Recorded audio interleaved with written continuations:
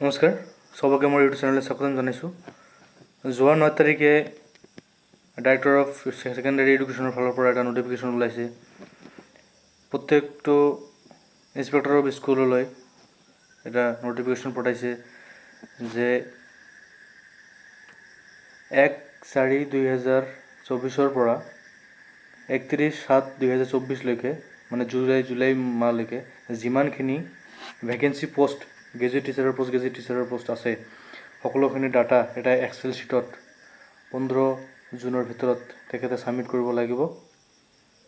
সেইখিনি হিচাপত এটা নটিফিকেশ্যন ওলাইছে ডাইৰেক্টৰ অফ ছেকেণ্ডাৰী এডুকেশ্যনৰ পৰা এক্সক্লুডিং BTC এৰিয়া।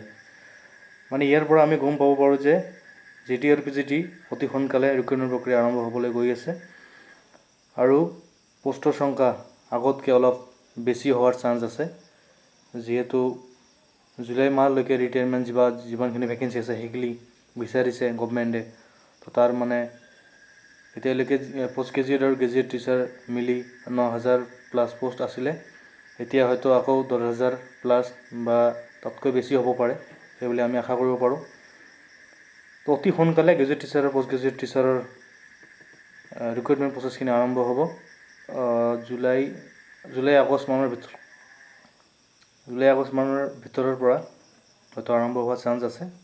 তো আজি ভিডিঅ' ইমানখিনিয়ে। Thank U.